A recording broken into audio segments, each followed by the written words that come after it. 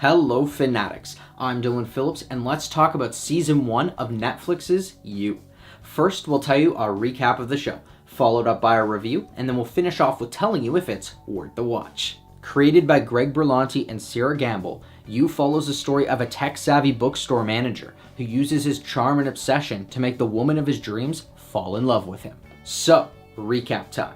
The main story of You Season 1 revolves around Joe Goldberg, a bookstore manager who meets Guinevere Beck, an aspiring writer. After their brief encounter, Joe becomes obsessed with the idea of her. He scours her social media to learn more about her life and to track her whereabouts. As he manages to integrate himself into her life, Joe will stop at nothing to keep Beck around, even if that means dealing with the people in her life that he thinks are toxic for their relationship.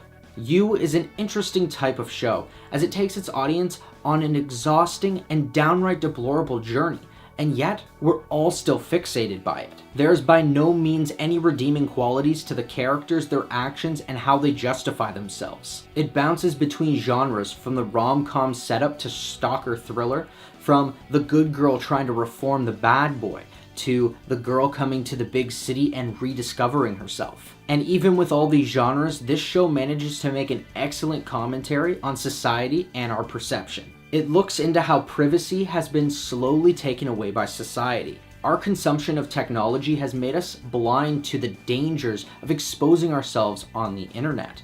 We put ourselves into this persona and this image online that might not be us, and yet we're still revealing more information than we should to the people that we don't know. You is a representation of how that can truly be dangerous, with Joe as the de facto villain. He dives into Beck's life without consent and finds out everything about her, her friends, her family, her backstory, her location.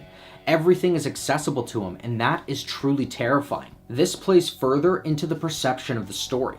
It's all from the eyes of Joe's nice guy persona. He doesn't see the other characters as having their own stories, but merely being secondary characters in his own. This allows him to justify in his mind his chivalrous decisions in how he conducts himself around Beck. And while these things might seem immoral to everyone else, including the audience, to him, he believes that they're right. Beyond the show's commentary and themes, it manages to be quite the invigorating thrill ride. It takes a while for the story to get going, in particular with the dragging narrative and setup through the first half of the season. But once Joe's obsession becomes murderous, it definitely becomes an edge-of-your-seat narrative. This culminates into the season finale, which is nothing less of jaw-dropping. The conclusion is predictable and very easy to spot early on, as it's pretty much expected what's going to happen with the way things are progressing. And yet, even with that, there's no suspense lost, and the tension just builds to the ultimate shocking finale. Now, of course, there was a few things that did bug me beyond the dragging narrative. For starters, how did Joe get away with so much stuff? I mean, he puts on a hat and glasses and all of a sudden he's Clark Kent or someone from the MCU.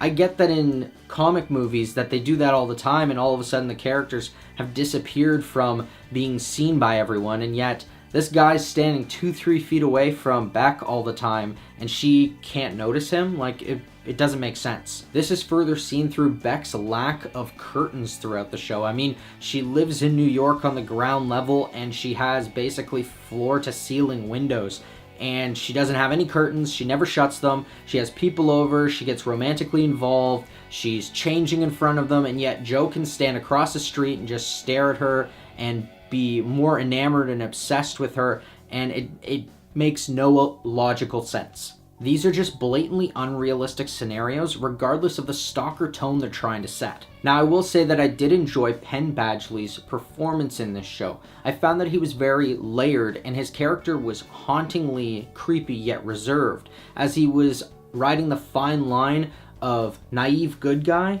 and total sociopath. However, I did find that the female lead character was pretty much a blank slate. Now, this is not because of the actress whatsoever. I think she did a fine job, but I think that they did this for a number of reasons. One, I believe that the character is supposed to be a blank slate so that the audience can put themselves in their shoes and feel like they can relate to the situation.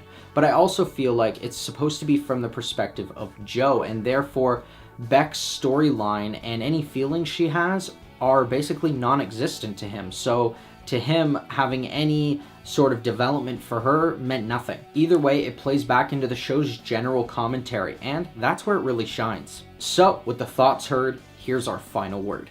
This season of You is a smart satirical tragedy that is equals part romantic comedy and stalker thriller. The characters can be a bit bothersome, with some lackluster dialogue and unrealistic situations. Thankfully, the layered storytelling and deep psychological themes make for a thrilling atmosphere. This is all centered around a devilishly charming lead performance that makes it hard for you to not become obsessed. From its layered interwoven story to its dark themes, this season manages to make a statement about toxic relationships and how difficult it is to get out of them. So I'm gonna say, it's worth the watch. And that's our recap and review of Season 1 of You. If you've seen it, what did you think? Was it worth the watch? Let us know in the comments below. I'm Dylan Phillips, and thanks for watching.